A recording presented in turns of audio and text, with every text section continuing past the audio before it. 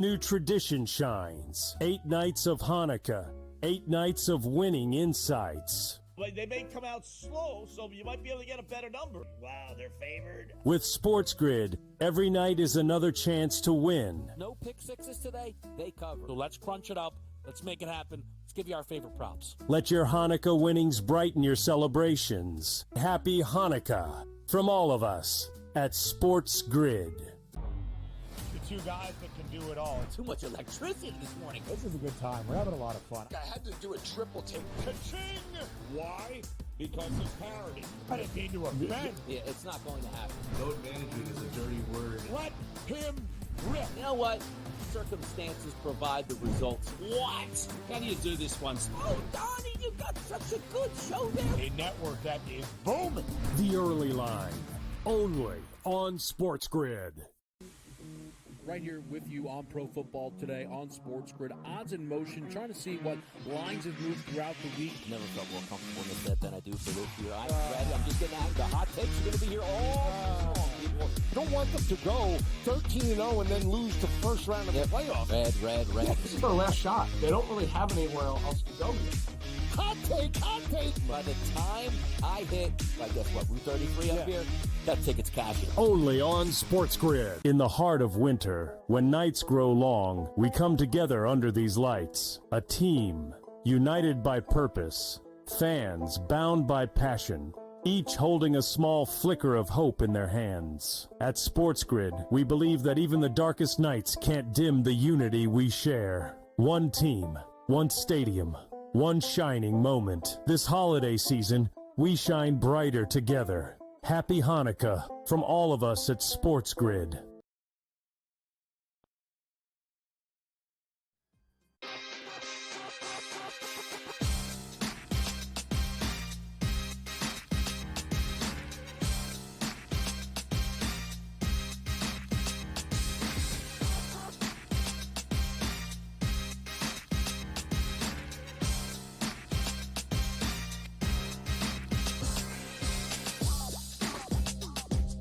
And a very happy New Year's Eve to you here. It is GameTime Decisions on the SportsGrid Network. I'm Joe Raineri, and as we look to close the page on 2024, we're getting ready to welcome in 2025, and 2025 will bring us a new national champion in college football as the college football playoffs front and center here on this New Year's Eve as the Penn State Nittany Lions get ready to take on the Boise State. And I got to tell you, Boise State here, the Mustangs, not exactly, the Broncos rather, not exactly favorites, unlike their seeding, which had them get a first-round bye.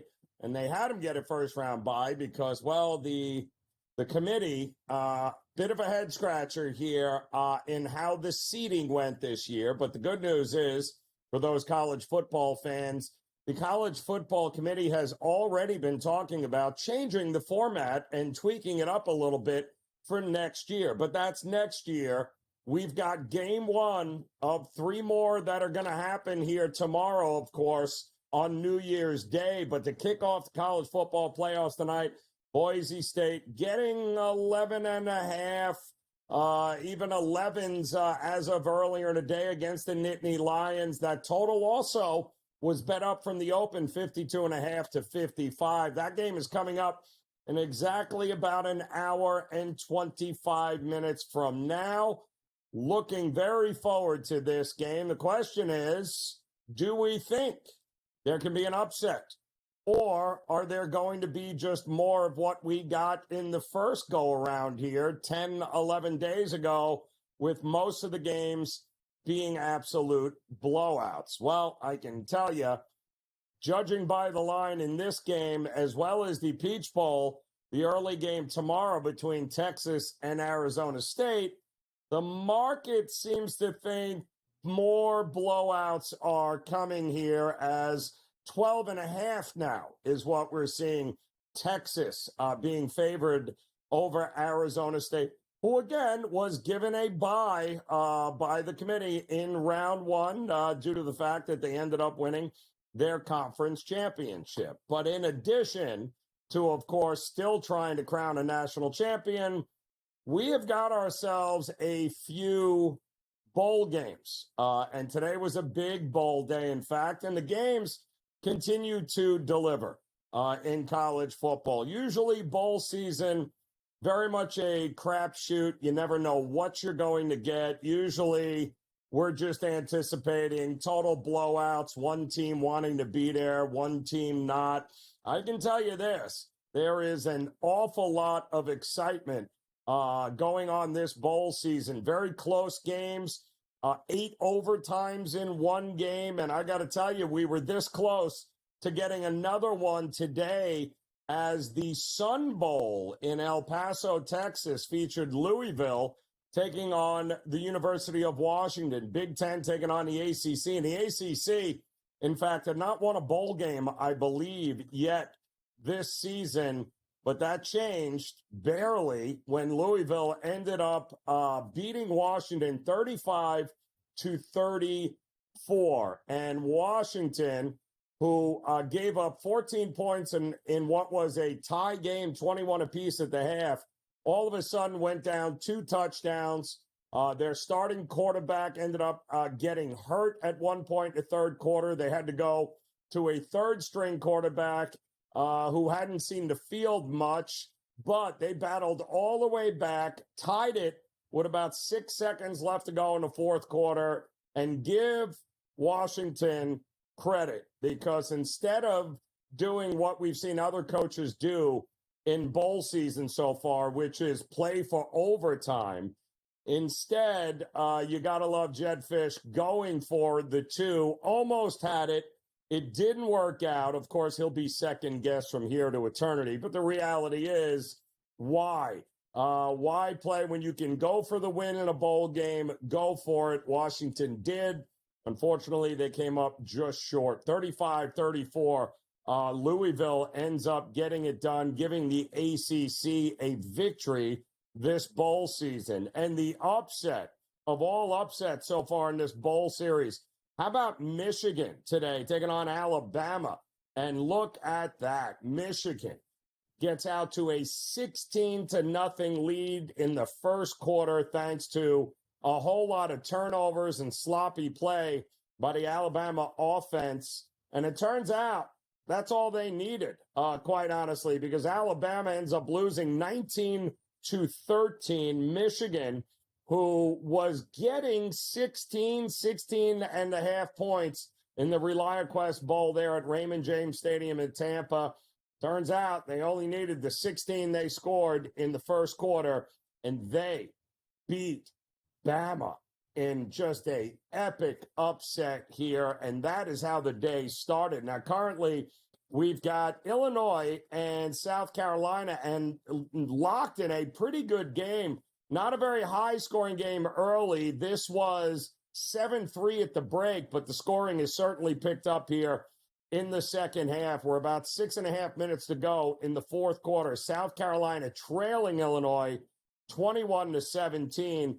And in one of the most unbelievable first halves you'll ever see. Certainly hope nobody took the under in the game between LSU and Baylor, because LSU, thanks to a pick six, a kick return, and a couple of touchdowns later on short field possessions, well, guess what? They jumped out to a 34-17 lead over Baylor at the break. Baylor comes back, opens up the third quarter with a touchdown. In fact, picks off LSU in their territory, but was not able to do anything, turns the ball back over themselves, and that's where we sit right now. It's a 34-24 LSU lead with about 2.5 minutes to go in that game. And, of course, one game remains, and that'll be Penn State taking on Boise State. We'll have much more about this game in the Fiesta Bowl as we get a little bit closer. We're on air with you right up until kickoff there at 7:30 for Game Time Decisions. So we'll have a lot to say about this game moving forward. And then, of course, getting you ready for tomorrow's other playoff games, including Texas, Arizona State. The daddy of them all, huh? How about the Rose Bowl at 5:30 Eastern tomorrow? Ohio State and Oregon. And then, of course, the nightcap will feature Notre Dame taking on Georgia in the Sugar Bowl. So still plenty of college football left, still plenty to be determined. Not to mention, we got a full slate of NHL action on the ice tonight. We got some NBA games, and what a great slate of college hoops we had today with another monster underdog winning outright today. We'll talk to you about, boy, oh boy, Kansas at home. There was a time where Kansas was automatic at home. Not so much anymore here. We'll have much more on some college hoops games still to come this weekend, as well as game time decisions on this New Year's Eve. We have got you covered on the SportsGrid Network. Come on back and join us here. Joe Raineri, let's get it done.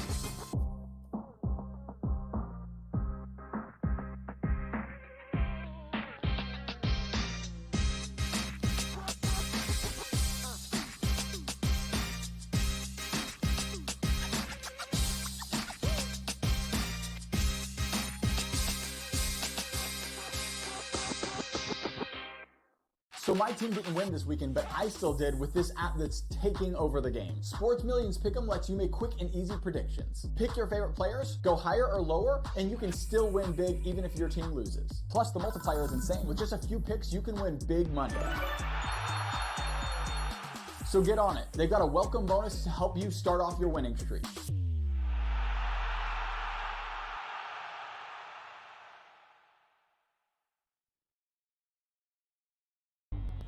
Two guys that can do it all. Too much electricity this morning. This is a good time. We're having a lot of fun. I had to do a triple take. Ka-ching! Why? Because of parity. I didn't mean to offend. Yeah, it's not going to happen. Load management is a dirty word. Let him rip. You know what? Circumstances provide the results. What? How do you do this one? Oh, Donnie, you got such a good show there. A network that is booming. The Early Line, only on SportsGrid. Your gut says Miami is going to win, and you should take the over. Your gut also said your NFT selfies would only go up in value. They didn't. But your head is on SportsGrid and knows the QB is in concussion protocol. The backup has a 45 QBR against the zone coverage. The New York D has the most sacks in the league. So yeah, trust your head. It's smarter to be on SportsGrid. The sharpest football contest show in the land, the Las Vegas Football Contest Show, focuses on Circus Sports Million, Circus Survivor, and the Westgate Super Contest, handicapping the games and releasing our contest picks every week of the season. With two former Super Contest winners, Brady Cannon and James Salinas, a former NFL player, Mike Pritchard, and over $1 million in contest prize money won combined, the Las Vegas Football Contest Show will have you prepared this season like none other. It's a new era in CFP to start off this year, put on full display. My take on this game is simple. I know some people will be upset about it. Good riddance to the Pac-12. Can you do it in terms of the week to week to week?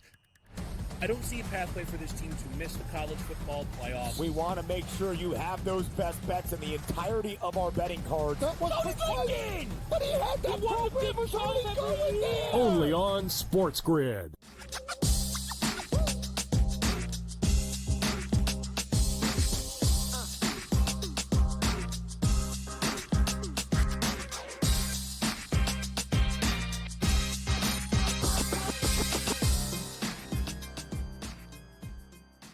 All right, welcome back in Game Time Decisions here on the SportsGrid Network. Happy New Year's Eve as we get ready to usher in 2025.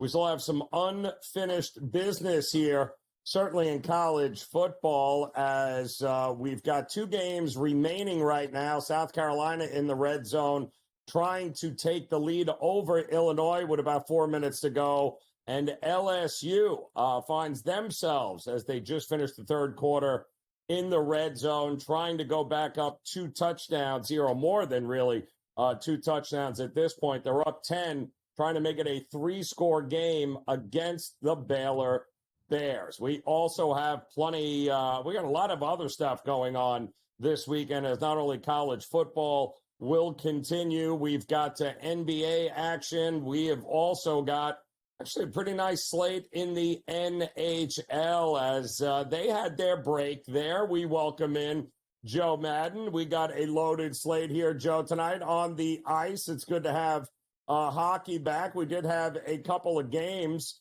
that already took place here today. We saw the Canadians continue to roll teams. They beat the Golden Knights, which I thought was hilarious. The Islanders still stink. Always good to see that. You got the Capitals already beat the Bruins. We have the Blues and Blackhawks underway, but let's talk about one of the next games getting ready to go here tonight with the Sabres taking on the Stars. I'm seeing a lot of these big favorites here tonight in some of these games. What are you thinking about this one? Yeah, huge favorite here with the Dallas Stars, right? And they're off that win versus the Chicago Blackhawks. Nice road win, 5-1. But you look at this Buffalo team, Joe, and since they broke that losing streak right before the break over the New York Islanders, this team has been rolling hot. They've now won 3 in a row. Nice win over St. Louis on the road on Sunday, 4-2. And I think they roll into this one and have success versus the Dallas Stars. I'm going to look at both of these teams to be able to score in the first period. Both teams to score in the first period, coming in at plus 182. And then I'm also going to look at the Buffalo Sabres. I think looking at them here in the first period just to come out with the win, I think it's a 2-1 style win. It's not Jake Ottinger. It is Eric Comrie in net tonight for the Dallas Stars. And I think Buffalo, with how Tage Thompson is playing, will be able to win that first period. So give me a 2-1 first period. Tage Thompson for the anytime goal as well at plus 210. It's going to be a really interesting matchup between these two. We know Buffalo started off hot and lost it in some of these games too, Joe. Yeah, no, well, we've been there and done that. We've certainly seen that here. We also had the Blue Jackets taking on the Hurricanes. Another one of these teams, the Blue Jackets, who are home. They're hovering around 500, but they're a $2 dog here tonight, which is interesting. Sure, Carolina should win, but that doesn't mean they will, right? Yeah, it doesn't mean they will. You look here at Carolina, and they've been so inconsistent on the road. I can't trust them. And Joe, I misspoke. It's Casey DeSmith for Dallas. Eric Comrie coming in on the other team. But yeah, I can't trust the inconsistencies out of Carolina. And I look at this Carolina team, and I look at them in the first period. This is a team that has lost their last handful. I think it's 4 games on the road in that first period. And I think that those struggles again. We look at the Columbus Blue Jackets, and this is a team that has been rolling nice and hot at home. So you can play around with this. You could look at Columbus in the first period, or you can just look at their team total. And I love their team total. I think they can go over those 2.5 goals at home here, Joe. I think they find success. We know Monahan has been so highly successful at home, and this team playing with so much passion this season. And while they do take some losses, they've also been lighting the lamp on quite a few of these games. So give me their team total and also look at them in the first period. Oh, I like the look there, Joe. How about tonight when it comes to the Pittsburgh Penguins on the road taking on the Detroit Red Wings, who are going through some changes here in Detroit? This one pretty much a small favorite, Detroit, here against the Penguins. What are we looking for? This one is a scary situation for the Red Wings because you look at this team and you look at their struggles on special teams here. Their kill is absolutely putrid. It's coming in at 69.7%. And you've got a Pittsburgh Penguins team that really is fighting for a playoff spot. And I do think this team has so much veteran talent out there, led by Sidney Crosby and Malkin, that I think they should be able to, with their elite power play, be able to get the win. So if you look at the Penguins in the first period on that money line, it's coming in at minus 106. I think you could also ult them because they're the dog in this game. Ulting them laying half a goal in this one's going to get you great plus money in that first period, Joe, because this is another team that has been strong at being able to get up in that first period and then giving away these leads because they do have those issues in that. I would also look at the power play conversion here because, like I said, the Penguins converting at 25.9%, fourth best in the league, and the Red Wings just can't defend on that kill. So Sidney Crosby here for the power play points, plus 260. You can just take him for the anytime goal if you want. I love that as well. That's coming in at plus 185. Yeah, that's not a bad look there here, Joe. With the NHL, of course, in full effect, looking to turn the page here in a couple of games out on the West Coast. Interesting one with Colorado taking on the Winnipeg Jets here tonight. What are we thinking? You look at this line, Joe, and who doesn't want to jump all over the Jets here? I was scared last night, and one thing I always say, scared betting sometimes doesn't make you money, but it also doesn't lose you money.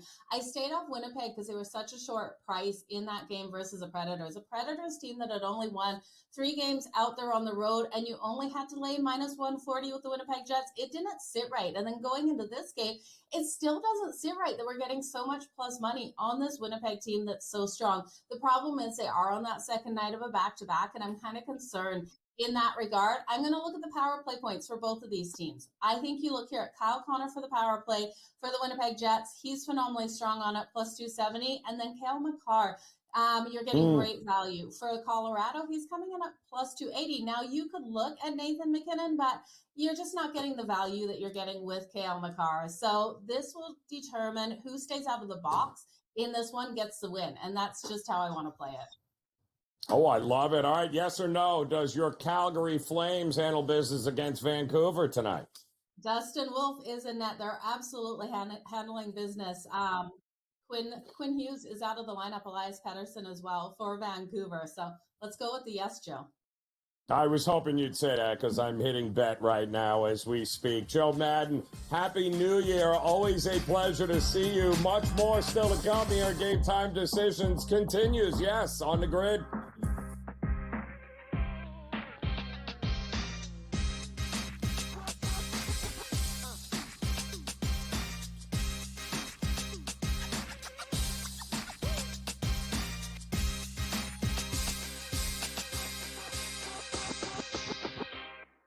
As the candles flicker, a new tradition shines. 8 nights of Hanukkah, 8 nights of winning insights. They may come out slow, so you might be able to get a better number. Wow, they're favored. With SportsGrid, every night is another chance to win. No pick sixes today, they cover. So let's crunch it up. Let's make it happen. Let's give you our favorite props. Let your Hanukkah winnings brighten your celebrations. Happy Hanukkah from all of us at SportsGrid. How do you find some of this great talent that you've brought in, who are still early in their career, might not have a ton of tape on them yet? I've been around this business, man, for almost 20 years. So a lot of these guys will tell you that I popped into a lot of gyms, sparred or just worked on the side or, kind of worked out, just watching. I've always loved this sport, man. I think it's the greatest. And we want to continue to put on the next up-and-coming superstars. We know we got them. Only on SportsGrid. Anyone that's been to a sporting event, the atmosphere before a game, I think Game Time Decisions has that same exact atmosphere. This is our arena. This is what we do. There is going to be an energy to Game Time Decisions that you will feel night in and night out. The excitement you get when you lock your bets in, when you're figuring out what you want to do, we can zone in on the biggest games each night. I want this to be the place that people come to before the games start so they feel as ready as possible to lock in their cards. We are going to hit every single one of those markets that you need to know about. We're going to go through every single thing, and I've got a great team behind me that's going to help me get the job done. There is not going to be a better place, I promise you, than Game Time Decisions to get that new information, react to it, and be able to then bet accordingly. We will have everything at our disposal, and we will use that to our advantage.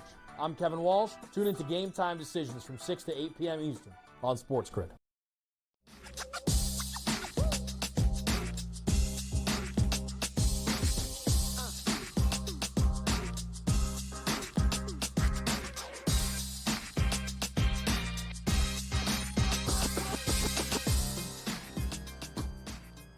All right, welcome back in Game Time Decisions here on the Sports Grid Network as we're keeping our eye on the Cheez-It Citrus Bowl here, but it does appear that it's all but over here. Illinois looks like they're going to hold on to win 21-17 as an underdog against South Carolina.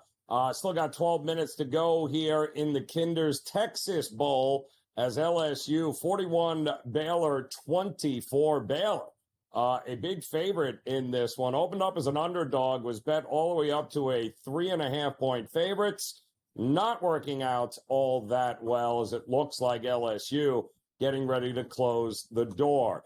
Joe Madden back with us here for another segment as we look to continue our way around this NHL. Now, Joe, when I last spoke with you, your Calgary Flames and Vancouver tonight, I saw the smile.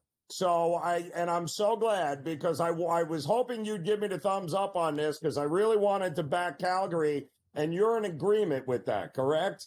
Yeah, total agreement with the Calgary Flames here. This team has been playing hot at home, especially with Dustin Wolf in goal. And yes, they've had their struggles on the road, but starting to turn that back around. And you look at Vancouver rolling in here. While they've had such a strong road record, they are without Quinn Hughes, their top defenseman, and without Elias Pettersson, one of their top scorers out there on the ice. And I think we're going to have success out of the Calgary Flames. Now, if you're looking for a player to circle, I would look at Jonathan Huberdeau and then any of the guys on his line, because you look at Backlund, he on the top line there, and what that line will face, and they will have JT Miller, DeBrusque on that top line. So they're going to have their hands full. I do think Huberdeau's line will be able to score tonight. So should be a good game here for Calgary. But with Dustin Wolf and net, Joe, so much faith in this kid.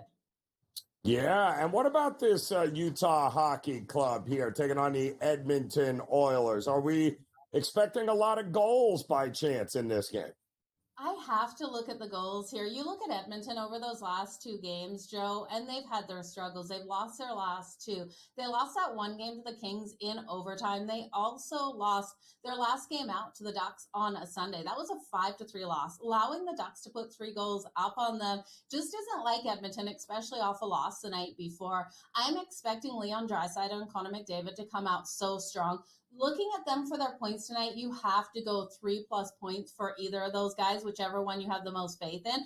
And for me, it's kind of Leon Draisaitl, and that's where you're starting to get plus money. But I do think Utah can put a couple goals on the board themselves. I still don't have that full trust in Skinner.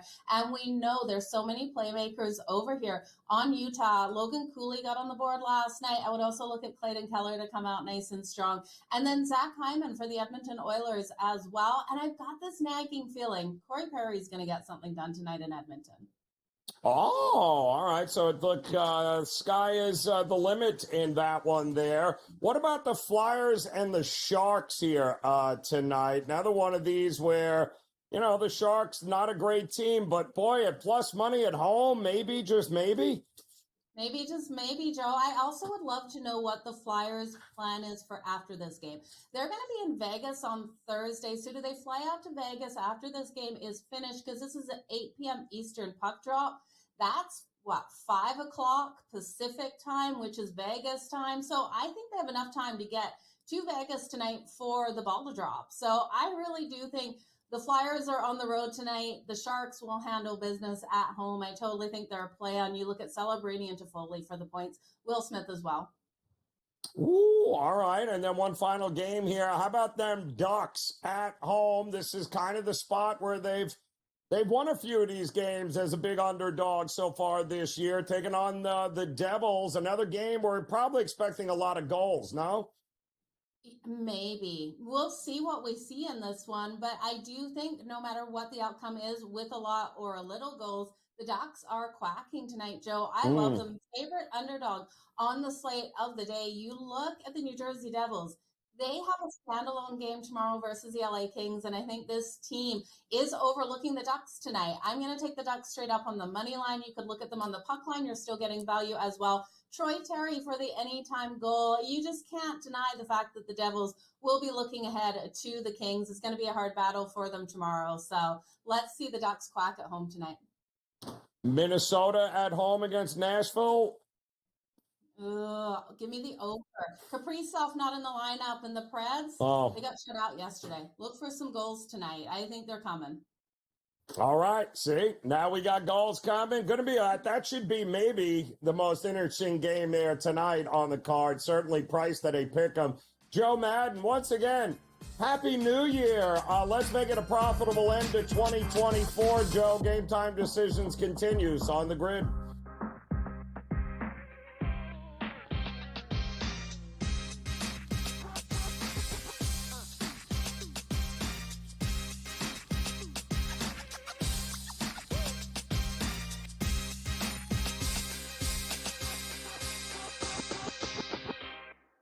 As the candles flicker, a new tradition shines. 8 nights of Hanukkah, 8 nights of winning insights.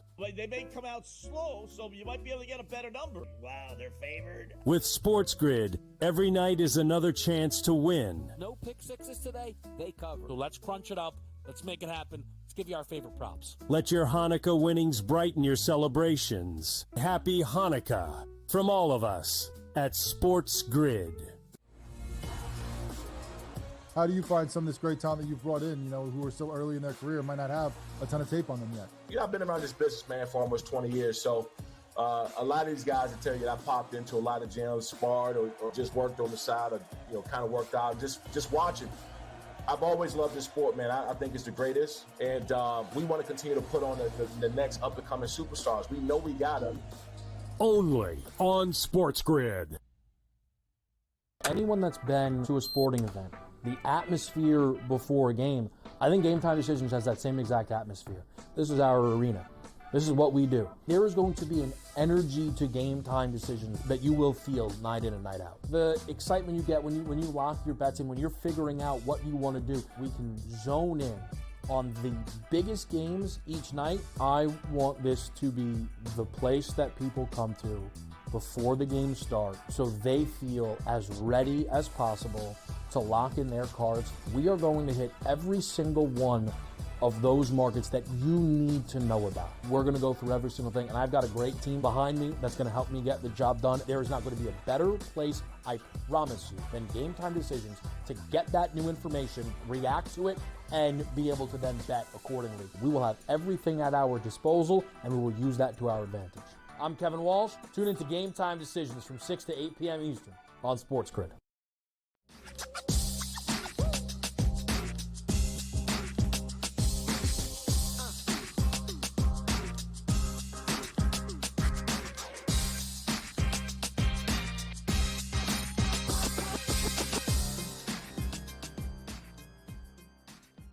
All right, welcome back in here. Game Time Decisions on the Sports Grid Network on this New Year's Eve. Let's see if we can't make it a profitable end to 2024 with you. Joe Raineri, and joined by Mark Zinno here. As the good news is, we got plenty of action here across the sports landscape here tonight, Zin. We just talked with Joe Madden, got a lot of NHL games. We've had a couple of NBA games. Well, we had one NBA game, and then the Celtics played the Toronto Raptors. So I'm not quite sure what that was outside of a 125-71 beatdown. But we do have some interest, and I like these games here tonight. And the one game that I'll go right to, because I think it's the game of the night, is OKC in Minnesota. OKC has won, 11 in a row now? Something in that ballpark. Minnesota looking for a 4-game winning streak, obviously playing much better basketball, getting 6.5, 7 Minnesota, who we know can play some defense. So is this too many points to be giving Minnesota? Not at home for Oklahoma City. I mean, look, Oklahoma City lives and dies by the 3, and you're going to ask Minnesota to defend that. The real problem is for Minnesota, it's not their defense, Joe. It's their offense. Do you realize they went 15 straight games without scoring 110 points in today's NBA? Like, that's a problem. Obviously, Karl Anthony Towns departing for New York and getting back Julius Randle has not worked out the way the Timberwolves have hoped. Their offense has been fairly inept. I mean, the last 2 games, they got 113 and 112. They scored 113 against Houston in Houston, which is a very good defensive squad, so that may help them out tonight.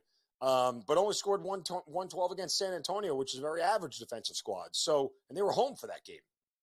I have a hard time trusting Minnesota's offense. Now, again, that means you don't ever lay points with them. Here as a dog, it's interesting because, again, defensively, can they do it? You know me. I always kind of look at these things and go, well, NBA is different than college when it comes to leading early versus leading late. But, you'd like to see Minnesota start fast and have a quick start to this thing and sort of set the pace early. I don't know that they will, but you're asking Minnesota's offense to try to keep up with OKC. And if OKC is hitting threes early, Minnesota playing catch-up is not a game script I like. Yeah, it's interesting, too. That total, I thought maybe OKC getting love maybe goes up, but it's still under 220 at this point, too. And It feels like if Minnesota can't get they might score 85 points and lose 105 to 85. So it feels like an under game because the Thunder are going to have to bring some defense as well. And here's the problem. I mean, Minnesota plays slow and Oklahoma City plays fast. So styles make fights here, right?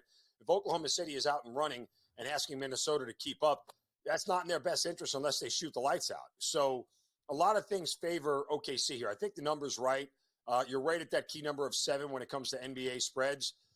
I would probably lay with OKC at home. That's just kind of a gut feeling here. But again, you're walking into a winning streak of 11 straight games, right? I mean, that's really the hard part is do you believe that, you're going to jump into this win streak and you're going to make it 12? Or, I mean, yes, obviously OKC could win and not cover. But, over the last 10 games for Oklahoma City, they've only not covered twice. Right. And it's interesting, too. We got another good one here tonight with the Clippers, second of a back-to-back taking on the Spurs. Spurs appear to have gotten some money in the marketplace. I'm seeing 3.5 now. Another one of these totals that's been bet up a little bit, 218.5 here is in. I mean, Norm Powell is everything, but he just played 40 minutes last night in that game there. It did drop 30-plus points. This is a big ask for this Clippers team. I get why they're catching points. Do you agree with it? I mean, it certainly is noteworthy that San Antonio is laying points, right? I mean, we're not doing this at all last year, so we'll start to see it a little bit now.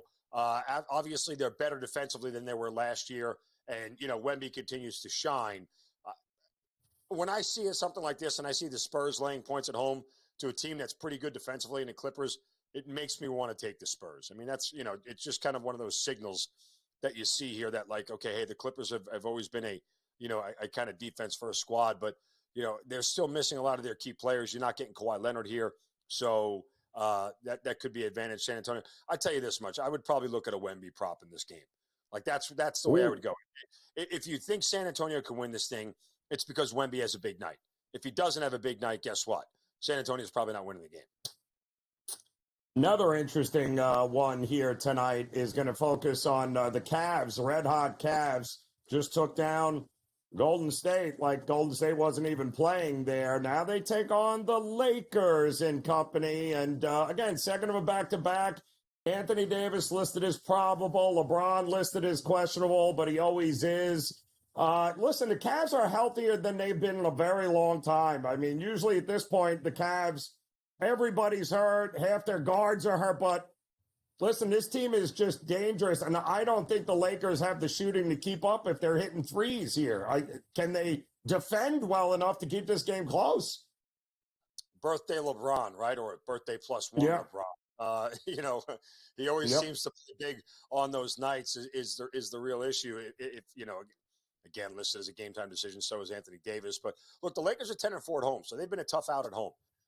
And you look at the first matchup between these two teams. I think it was the first weekend of the NBA season when they first met, and Cleveland won by 24 and blew them out. They also shot 57% from the field and 41% from three in the game. There might be a little bit of regression coming between these two teams. I kind of like the Lakers here. I think it's worth a flyer on them. I think that, again, Cleveland winning 7 straight.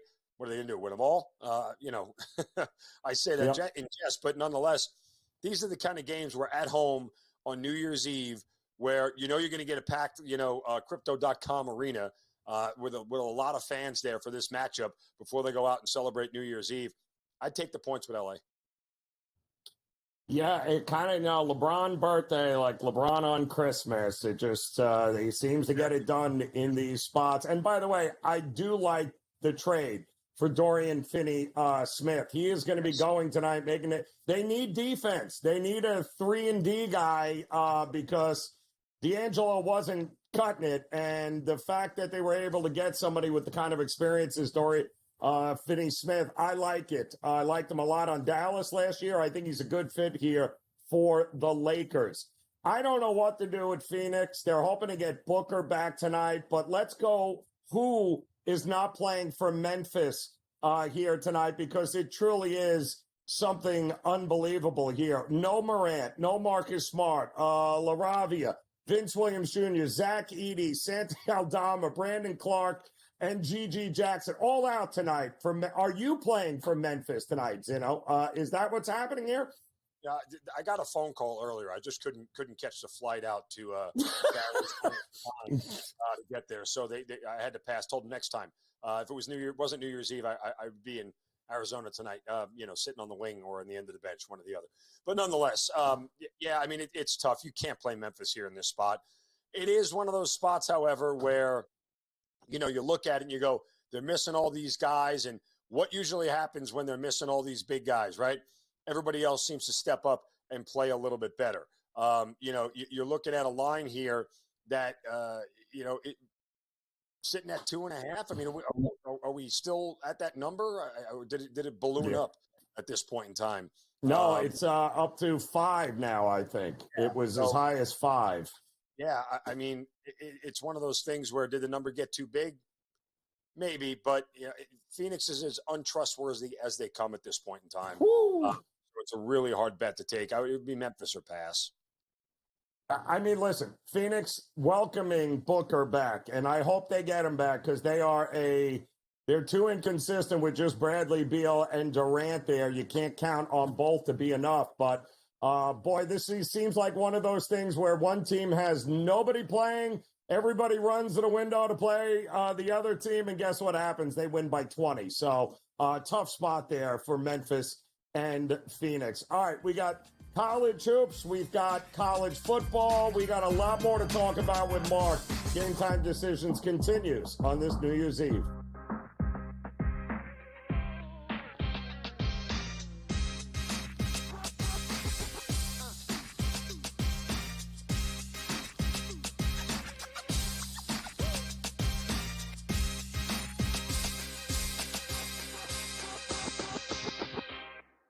As the candles flicker, a new tradition shines. 8 nights of Hanukkah, 8 nights of winning insights. They may come out slow, so you might be able to get a better number. Wow, they're favored. With SportsGrid, every night is another chance to win. No pick sixes today, they cover. So let's crunch it up. Let's make it happen. Let's give you our favorite props. Let your Hanukkah winnings brighten your celebrations. Happy Hanukkah from all of us at SportsGrid. How do you find some of this great talent that you've brought in, who are still early in their career, might not have a ton of tape on them yet? I've been around this business, man, for almost 20 years. So a lot of these guys will tell you that I popped into a lot of gyms, sparred, or just worked on the side, or, kind of worked out, just watching. I've always loved this sport, man. I think it's the greatest. And we want to continue to put on the next up-and-coming superstars. We know we got them. Only on SportsGrid. Anyone that's been to a sporting event, the atmosphere before a game, I think Game Time Decisions has that same exact atmosphere. This is our arena. This is what we do. There is going to be an energy to Game Time Decisions that you will feel night in and night out. The excitement you get when you lock your bets in, when you're figuring out what you want to do, we can zone in on the biggest games each night. I want this to be the place that people come to before the games start so they feel as ready as possible to lock in their cards. We are going to hit every single one of those markets that you need to know about. We're going to go through every single thing, and I've got a great team behind me that's going to help me get the job done. There is not going to be a better place, I promise you, than Game Time Decisions to get that new information, react to it, and be able to then bet accordingly. We will have everything at our disposal, and we will use that to our advantage. I'm Kevin Walsh. Tune into Game Time Decisions from 6 to 8 p.m. Eastern on SportsGrid.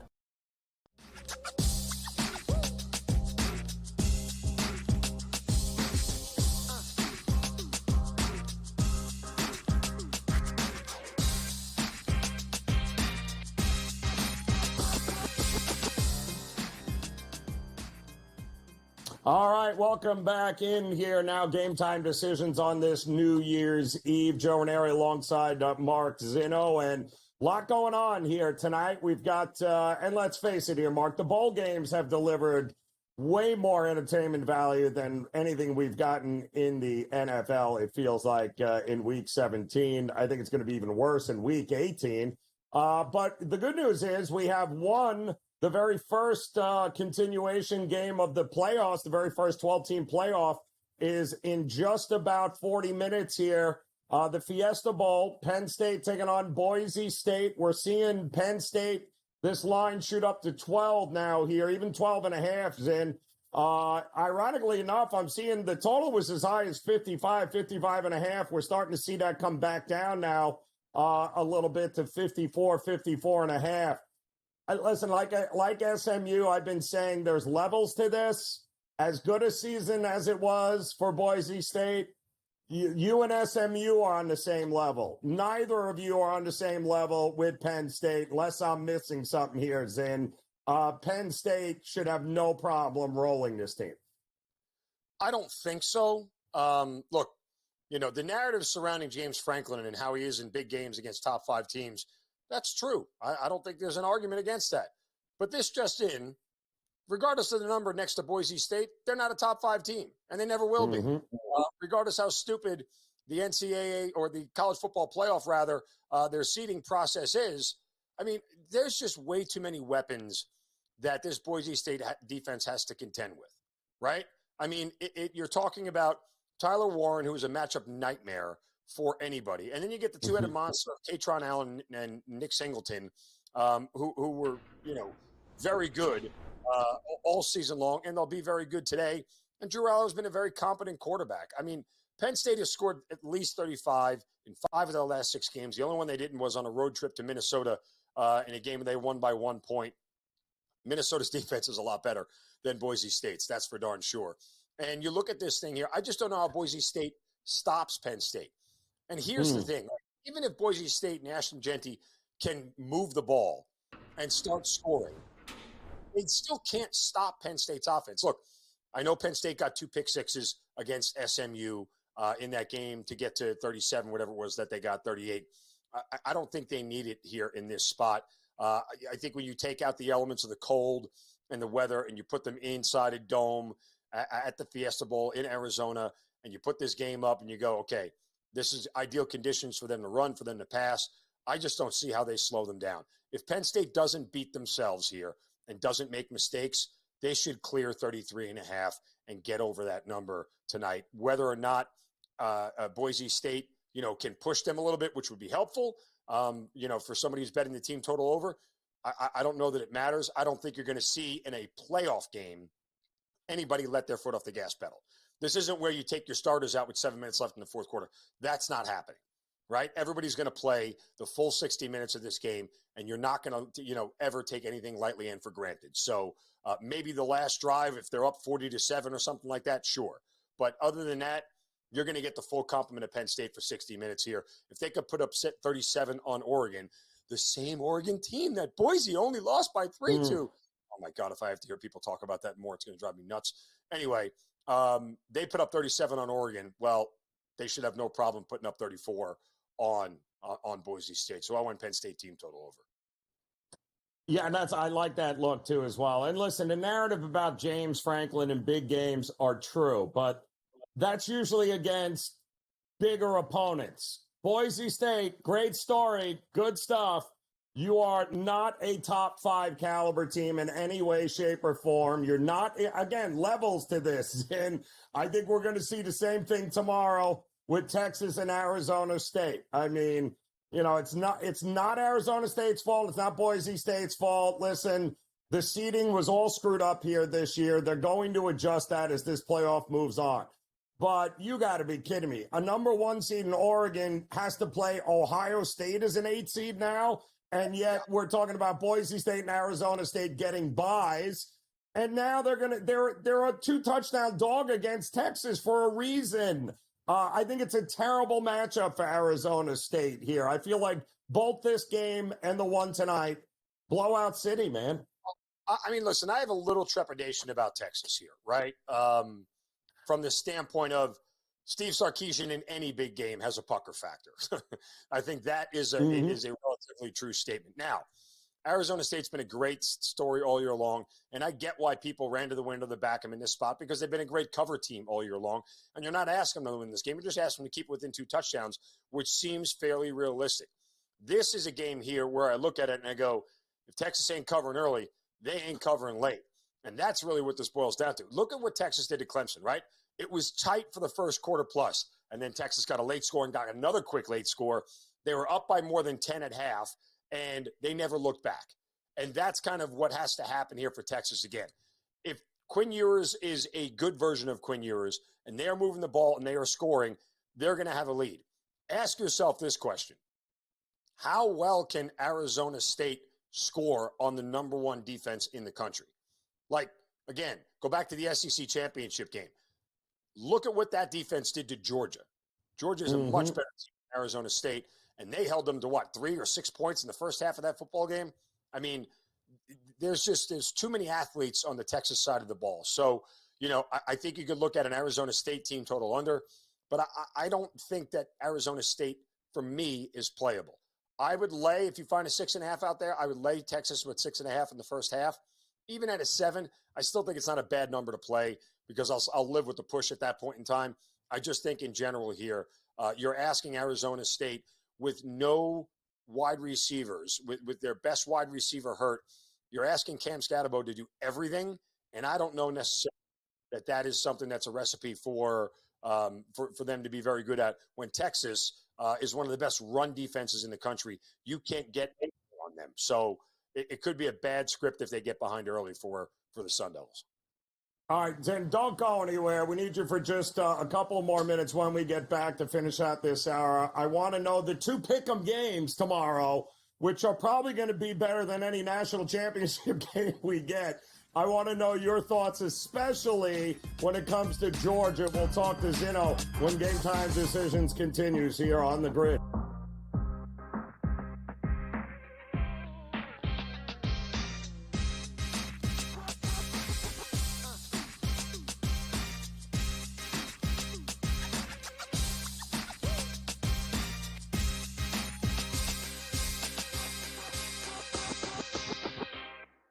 As the candles flicker, a new tradition shines. 8 nights of Hanukkah, 8 nights of winning insights.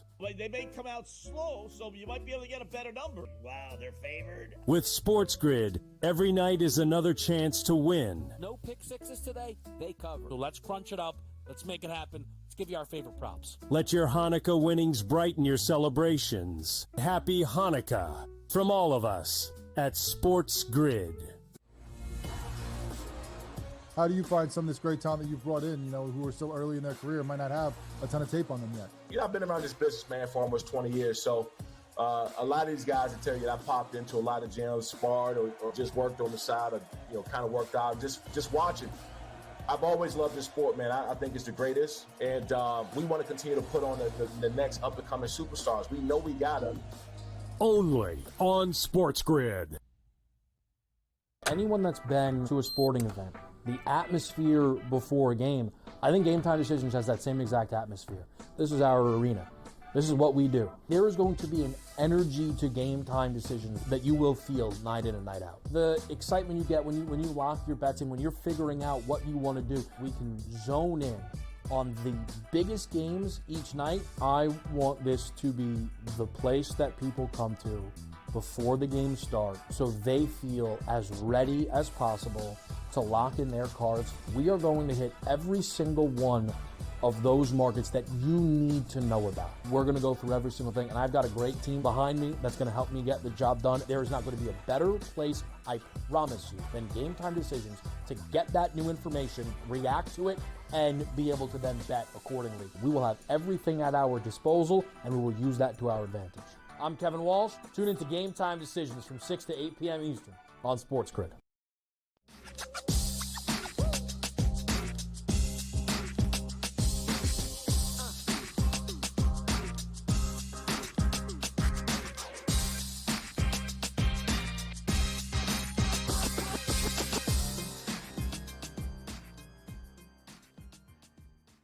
All right, welcome back in here, Game Time Decisions. Happy New Year's Eve as we get ready to say goodbye to 2024, welcoming in 2025, which, of course, tomorrow will deliver us the 2 college football playoff games that, well, the market seems to think are coin flip games, the best games, certainly by a spread perspective. One is a repeat of a game we already saw there with Ohio State and Oregon at the Rose Bowl. But what are we going to get at the Sugar here? What are we going to get with Georgia, backup quarterback? That's your neck of the woods here, Zin. Stockton against Notre Dame. Is Notre Dame live here? Does it matter who the quarterback is for Georgia? What are we looking at?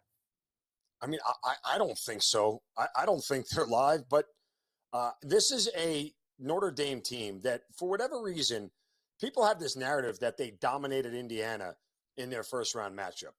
I don't think that they did. In reality, if you take out the 98-yard touchdown run where the game turned, Indiana threw a pick down to the 2-yard line. The very next play was a 98-yard touchdown run by Jeremiah Love. And if you take that out, the Irish averaged 2.8 yards per carry.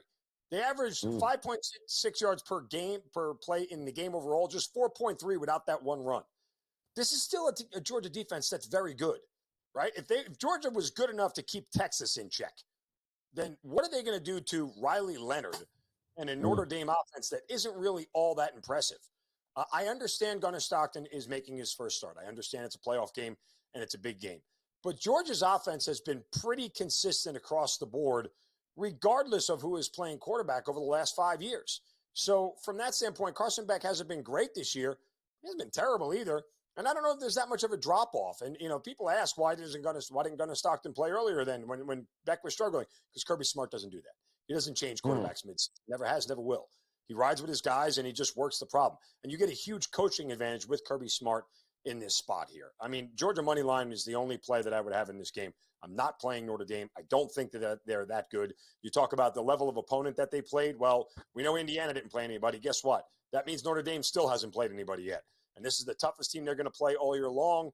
I don't see why this spread is that. I made this number 3.5 for Georgia. When I did it, I got under a field goal. Georgia money line is the way to go. Unless I'm mistaken here, Zed. I mean, great season, Georgia, but they are one of the slowest starting teams in college football. They are a much better second half team. How are we getting over in the first half here? It feels like this is a dogfight from the get-go. First half under here. No, I mean, this is not going to be a shootout, at least not early anyway, is it? I don't think so. Look, I mean, here's the one thing about Gunnar Stockton that I don't think anybody's accounted for. I think he's going to take off and run a lot. I think you're going to see him as soon as things break down and his first read isn't there, he's going to tuck it and go. And unless Notre Dame is ready for that, they're going to be able to move the chains and score. Typically, when you get these two good defenses against slow offenses like this, that total is begging you to take it. And much similar to what we saw yesterday between Iowa and Missouri in a game that had a total of 40. They scored 35 points in the first half. Granted, it's a much different situation. They'll play it a lot tighter here in a playoff game than an average bowl game. But still, I kind of agree with you that it would be a slow first half between two teams. But, there is a world where Georgia is very efficient on offense and is able to move the ball. The question is, how much can Notre Dame actually slow them down and stop them? They're going to have to contend with a Georgia run game that's very good. And even though the passing game hasn't been all that great all year long, it wouldn't shock me if they scored early. It would shock me more if Notre Dame contributed to it going over. If Notre Dame got to 10 or 13 in the first half, then you're going, okay, Georgia's in for a dogfight here, pun intended, I guess, for a full 60 minutes. But you're probably right. This thing would stay under. Yeah, it just feels like total, at least early, until we can see what's happening there. Better in-game opportunity with Ohio State and Oregon, because it feels like a coin. Wait till whoever scores first, take the other team in the points. I mean, look, I understand we look at Ohio State's offense and we don't think of it as a great offense. But if you look at the metrics, they match up as good as Oregon's offense does in pretty much every regular category. Where the big delta is, where the big difference is here, that Ohio State defense is markedly better than Oregon on several different fronts. I get that the narrative around Ryan Day and him coaching in big games and all that, but the fact that Ohio State was a 3.5-point favorite in a stadium is now less than a field goal on a neutral site tells me everything I need to know. That you're getting some value here with Ohio State. They're the better team. I think they win. Good stuff, Zin. Happy New Year to you, brother. We'll talk to you in 2025. Game Time Decisions, another hour next here on the Grid.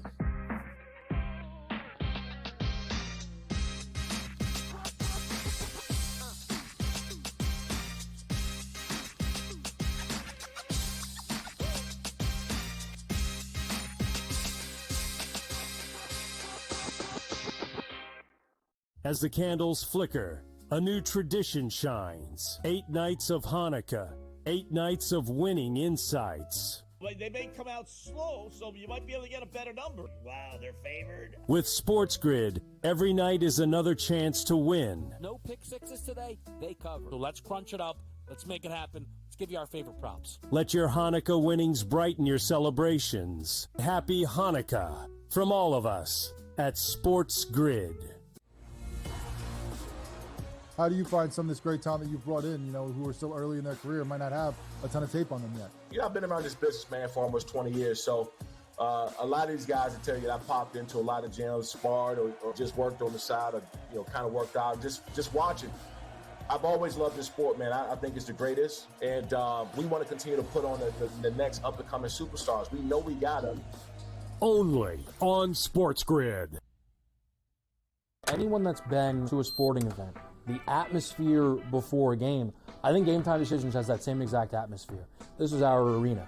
This is what we do. There is going to be an energy to GameTime Decisions that you will feel night in and night out. The excitement you get when you lock your bets in, when you're figuring out what you want to do, we can zone in on the biggest games each night. I want this to be the place that people come to before the games start so they feel as ready as possible to lock in their cards. We are going to hit every single one of those markets that you need to know about. We're going to go through every single thing, and I've got a great team behind me that's going to help me get the job done. There is not going to be a better place, I promise you, than GameTime Decisions to get that new information, react to it, and be able to then bet accordingly. We will have everything at our disposal, and we will use that to our advantage. I'm Kevin Walsh. Tune into GameTime Decisions from 6 to 8 p.m. Eastern on SportsGrid.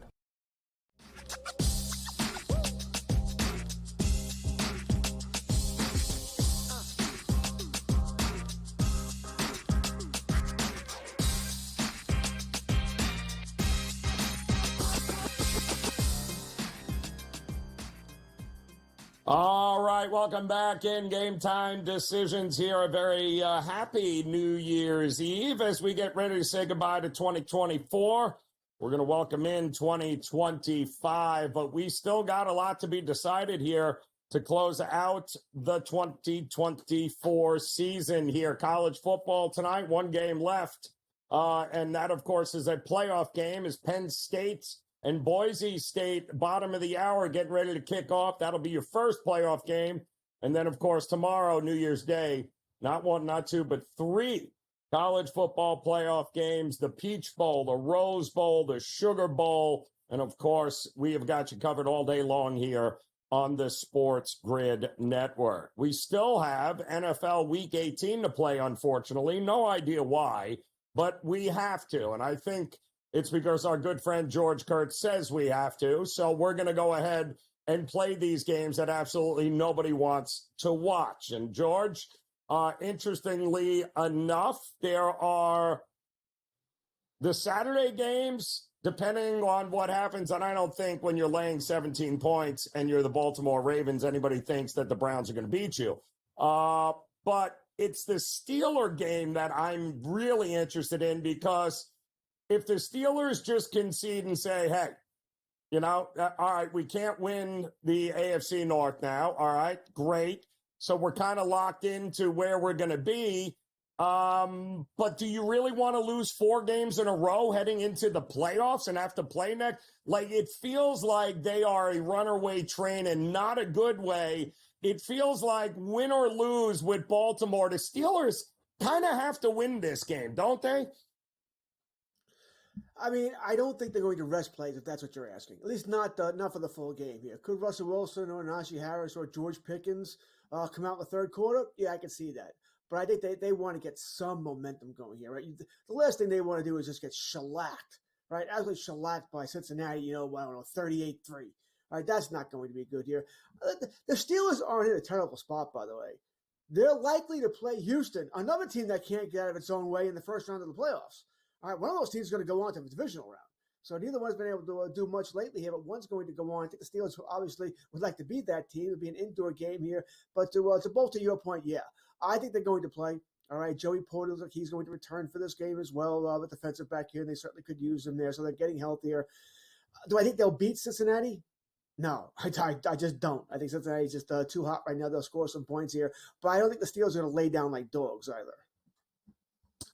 I don't think the last thing they need is to roll into the playoffs and being that kind of terrible. Not to mention a win, I think, guarantees them a trip to Houston, as opposed to you lose to Cincinnati. Your opening game is against Baltimore in Baltimore. So again, if I'm Pittsburgh, I'm going, let's just win this game. We can go to Houston. We go in on some momentum. Otherwise, they lose against the Bengals, Kurtz. They're heading to Baltimore for game one. That's not exactly something I'd want to do either, no?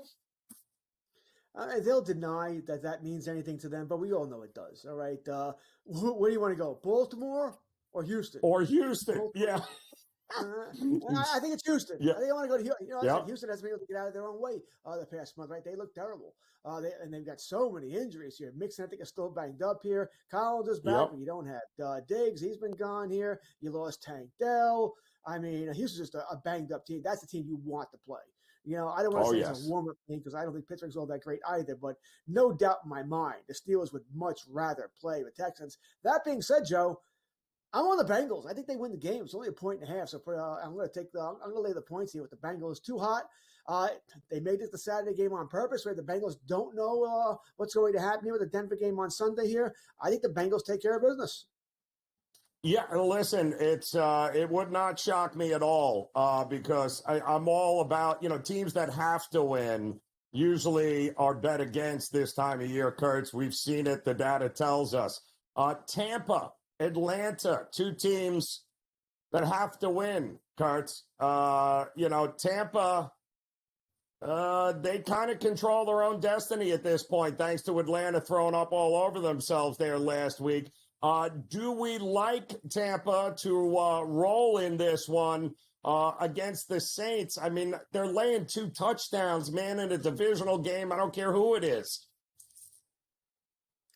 I mean, I'd like to know if Derek Carr is going to play. I don't think he's going to play, but he is trying to. If he's out, I'm going to lay with 2 touchdowns. You said it. They have to win this game. This is not okay. We'll see what happens here. We'll go to play. No, they need to win, right, and force Atlanta to win. So I think they're going to destroy the Saints. I do here. If Carr plays, I might be a little bit more wary here, but I don't even know how much that would be. I mean, let's face it, Joe. What does New Orleans have left? I mean, is Kamara going to play?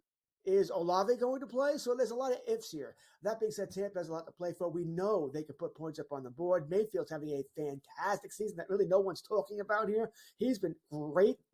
Mike Evans, by the way, and I'm not breaking news here, but we all know he's going for 1,000 yards, right?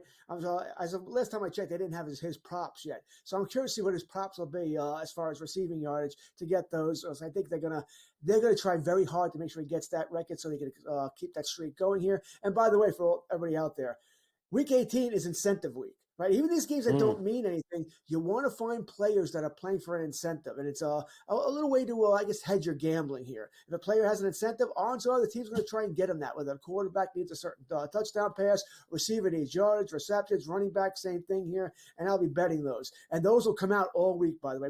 I'm guaranteed there'll be somebody who will publish all of them, that you can look at there. So that'll be one thing I look at as well. And Mike Evans, like I said, I think is going to be a big play this week with Tampa Bay.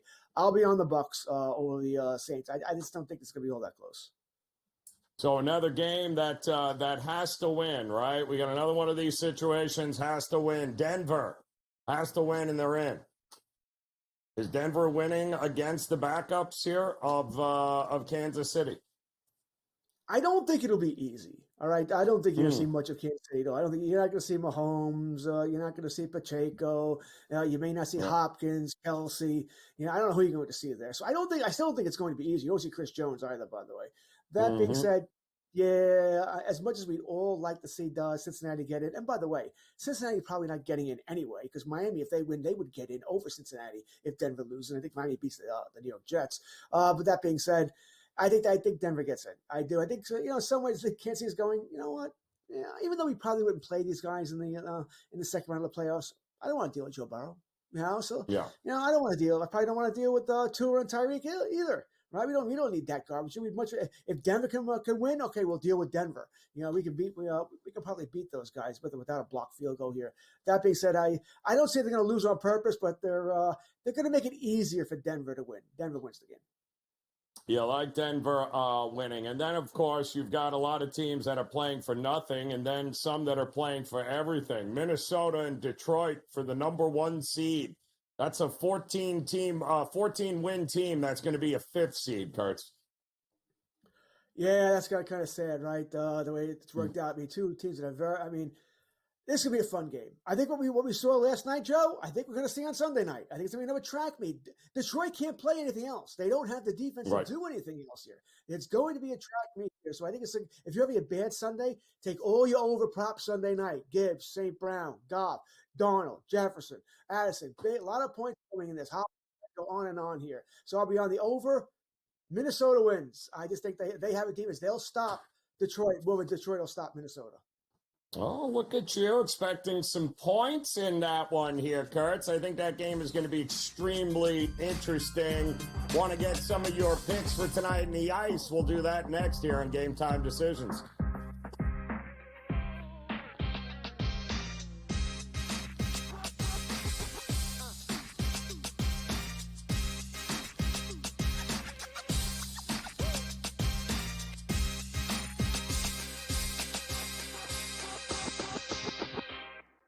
So my team didn't win this weekend, but I still did with this app that's taking over the game. Sports Millions Pick'em lets you make quick and easy predictions. Pick your favorite players, go higher or lower, and you can still win big even if your team loses. Plus, the multiplier is insane. With just a few picks, you can win big money. So get on it. They've got a welcome bonus to help you start off your winning streak.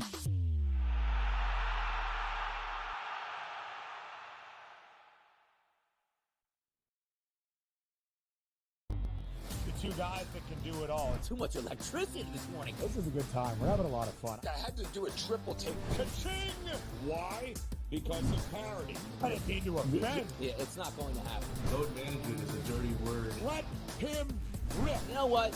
Circumstances provide the results. What? How do you do this one? Oh, Donnie, you got such a good show there. A network that is booming. The Early Line, only on SportsGrid. Your gut says Miami is going to win, and you should take the over. Your gut also said your NFT selfies would only go up in value. They didn't. But your head is on SportsGrid and knows the QB is in concussion protocol. The backup has a 45 QBR against the zone coverage. The New York D has the most sacks in the league. So yeah, trust your head. It's smarter to be on SportsGrid. The sharpest football contest show in the land, the Las Vegas Football Contest Show, focuses on Circus Sports Million, Circus Survivor, and the Westgate Super Contest, handicapping the games and releasing our contest picks every week of the season. With 2 former Super Contest winners, Brady Cannon and James Salinas, a former NFL player, Mike Pritchard, and over $1 million in contest prize money won combined, the Las Vegas Football Contest Show will have you prepared this season like none other. It's a new era in CFP to start off this year, put on full display. My take on this game is simple. I know some people will be upset about it. Good riddance to the Pac-12. Can you do it in terms of the week to week to week? I don't see a pathway for this team to miss the college football playoffs. We want to make sure you have those best bets in the entirety of our betting cards. That was in! But he had that program was already going there! Only on SportsGrid.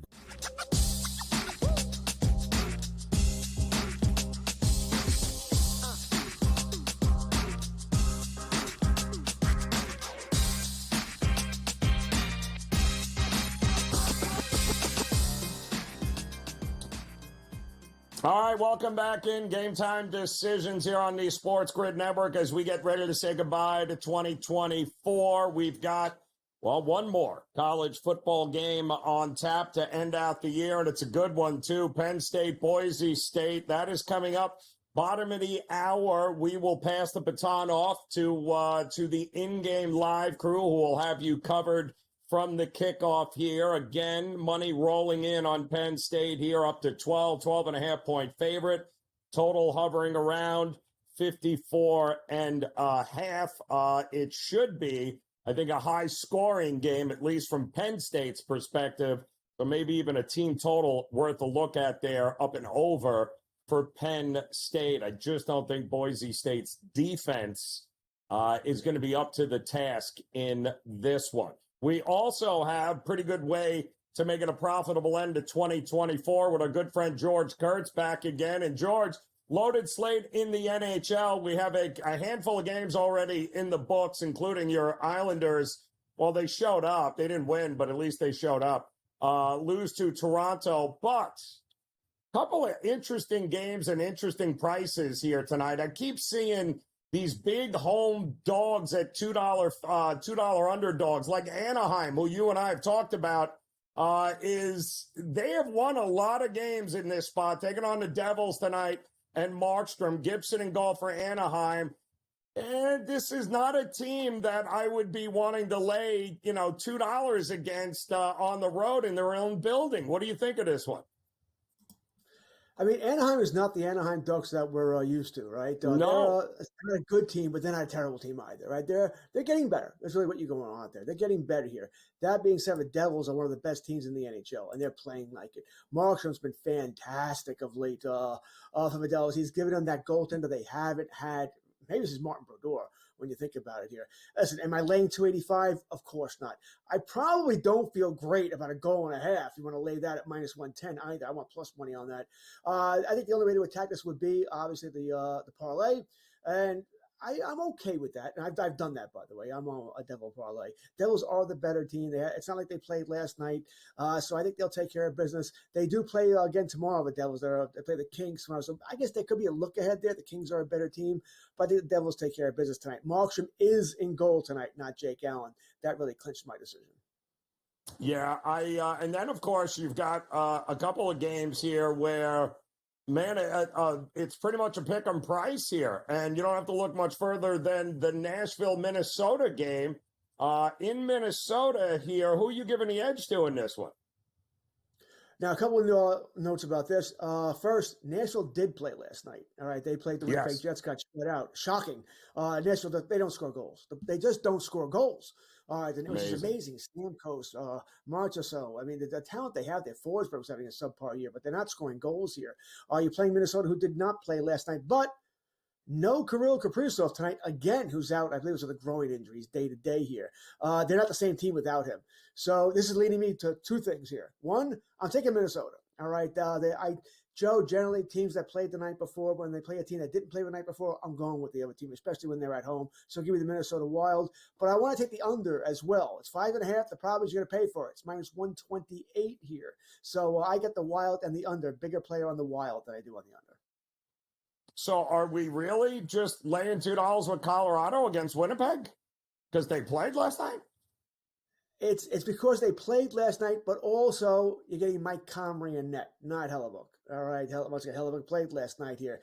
I mean, I think Colorado's going to win the game. I'm not laying two bills. I'm not doing it. So I'm not taking it, no. But I do like the over. I think we'll get some goals scored here. And I think it's a game where you can take your anytime goal scorer as well. You want to take McKinnon. You want to take Scheifele, maybe Kyle Connor. Any of these guys I think is worth it. Rantanen. I can go on and on here. The Chushkin's a nice, lesser name for a better price. You want to go with him. So I'm going to take the over here, and I've got a couple of anytime goal scorers. But I think, let's say, you have a host of guys you could take here. I think goals are going in the net tonight. A lot of goals in net. Another coin flip game here, and Pittsburgh at Detroit. Two teams that both have some issues, but Detroit at home with Leon in goal there. These are two, teams that have trouble getting out of their own way sometimes here. I want to take the plus money in Pittsburgh. I do. Right. But boy, I don't know with this team. I mean, they're up, down, up, down, up, down. I think a small play with Pittsburgh. A small play, nothing big. I like the over more, 5.5. Neither team has great goaltending. You just said it. All right. I mean, Leon and Jack, I don't care who's in net for Pittsburgh. They're terrible. Nedeljkovic, Jarry, they're both bad here. Give me the over. I like this is my favorite play in this game, the over. I'm not going with an anytime goal scorer. Crosby's not scoring goals of late. He's getting more assists than anything else. If you were looking for an anytime goal scorer, Brian Rust is likely your play on Pittsburgh. Ooh, and should I any shot at Buffalo taking down Dallas with the Smith and goal? I mean, better shot, right? Because it's not Ettinger, all right? Right. So I think it's a better shot here. Buffalo's played better of late. They went on that nasty streak where they lost 13 winless games. Of course, they beat the Islanders to break that streak. That's just fantastic. Then they won a game or two after that here. It's another game. I want to take the over, but I'm not going to. We are getting plus money there because Dallas, it doesn't matter who's in net. They can still shut you down here. Stars should win the game. They're not even in my parlay because Buffalo's that team. They have talent. You know, if Thompson's and Tuck and those guys, they show up. All of a sudden, they could score some goals here. They could upset Dallas here. So this is a game where I think Dallas wins here, but I've left it alone. Calgary, Wolf and goal, taking on Vancouver. Calgary at home, pretty small price for them at home. What do you think? You know, no Patterson tonight. He's out again. Probably not going to return until the weekend at the earliest for Vancouver here. That's a problem. Vancouver, they blew, a 3-goal lead the other day. I think it was, once again, Columbus. I don't know. Whoever it was, you can't be blowing that lead. Team is just, they're not gelling. They're not playing well here. I'm on the Flames here. Once again, not a big play, but I'm on the Flames at home. Wolf has had a very good season in net for Calgary. I just trust the Flames more than I do the Canucks right now. Even though if you show me both rosters, I didn't know anything, the Canucks have the better team, but they haven't played like it all year long. Love it. All right, George Kurtz, always a pleasure. See, great way to be able to profit here to end 2024. Should be a great 2025, Kurtz. Very happy New Year to you. I know you got the coach you wanted for your Dallas Cowboys. Sounds like they're re-signing McCarthy. You got to be celebrating tonight with that. I am sure I'm celebrating Rex Ryan to the Jets. Happy New Year, Kurtz. We'll close it out next.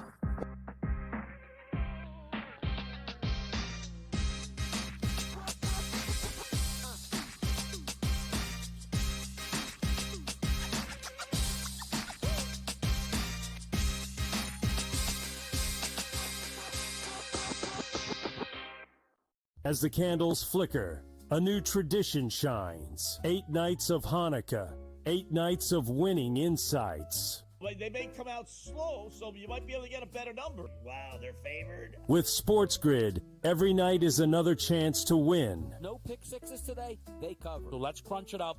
Let's make it happen. Let's give you our favorite props. Let your Hanukkah winnings brighten your celebrations. Happy Hanukkah from all of us at SportsGrid. How do you find some of this great talent that you've brought in, who are so early in their career, might not have a ton of tape on them yet? Yeah, I've been around this business, man, for almost 20 years. So a lot of these guys will tell you that I popped into a lot of gyms, sparred or just worked on the side or, kind of worked out, just watching. I've always loved this sport, man. I think it's the greatest. And we want to continue to put on the next up-and-coming superstars. We know we got them. Only on SportsGrid. Anyone that's been to a sporting event, the atmosphere before a game, I think GameTime Decisions has that same exact atmosphere. This is our arena. This is what we do. There is going to be an energy to GameTime Decisions that you will feel night in and night out. The excitement you get when you lock your bets in, when you're figuring out what you want to do, we can zone in on the biggest games each night. I want this to be the place that people come to before the game starts so they feel as ready as possible to lock in their cards. We are going to hit every single one of those markets that you need to know about. We're going to go through every single thing, and I've got a great team behind me that's going to help me get the job done. There is not going to be a better place, I promise you, than GameTime Decisions to get that new information, react to it, and be able to then bet accordingly. We will have everything at our disposal, and we will use that to our advantage. I'm Kevin Walsh. Tune into GameTime Decisions from 6 to 8 p.m. Eastern on SportsGrid.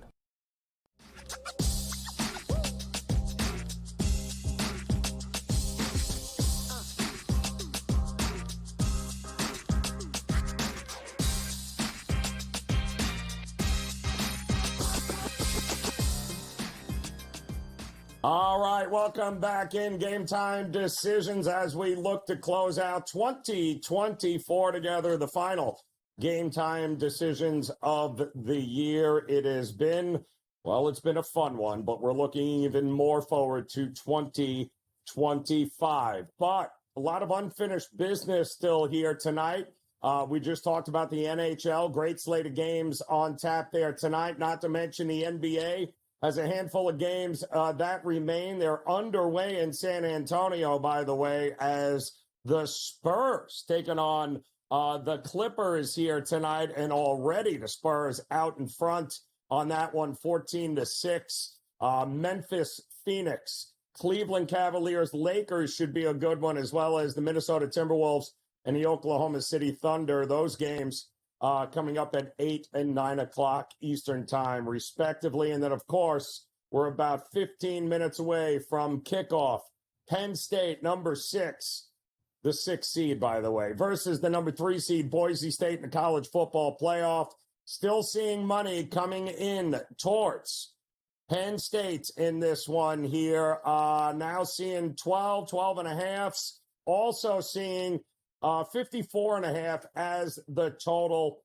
I do lean towards the Penn State team total over in this game here tonight. I just think, again, there's levels to this, and the level that the defense of Boise State is used to is not what they're going to get here tonight when it comes to the Nittany Lions. So the Nittany Lions have been averaging about 38 points a game over the last month or so here of the season, and I think they should have no problem putting up points. The Boise State biggest issue they'll have is defense.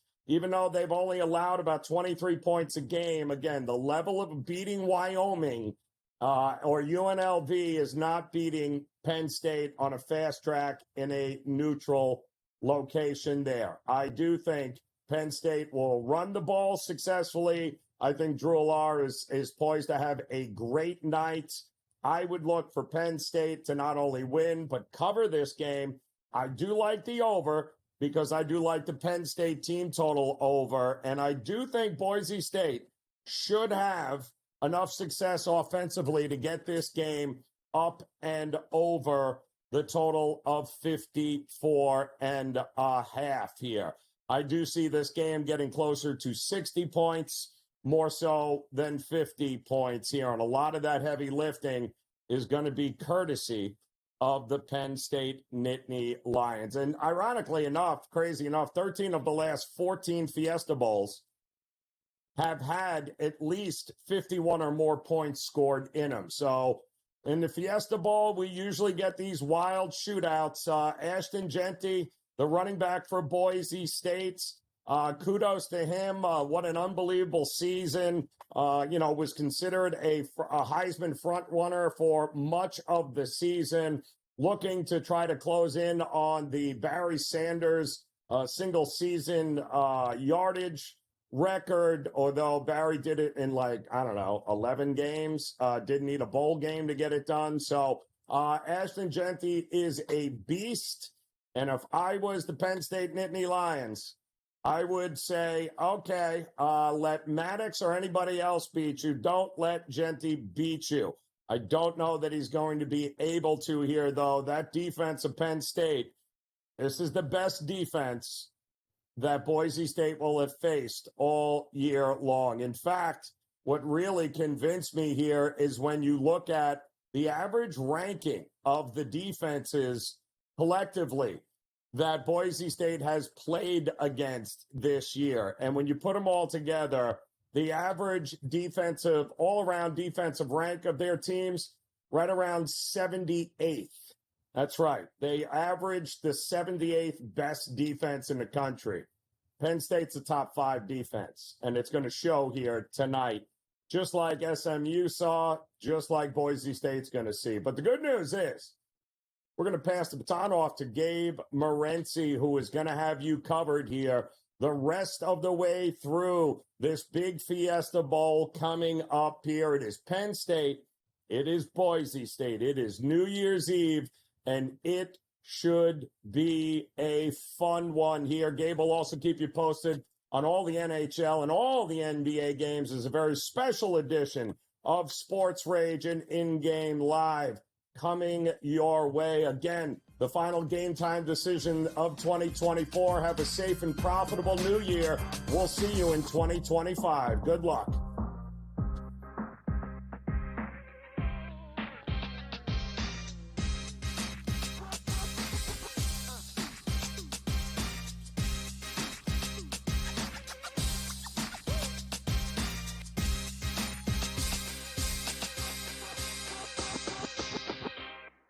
As the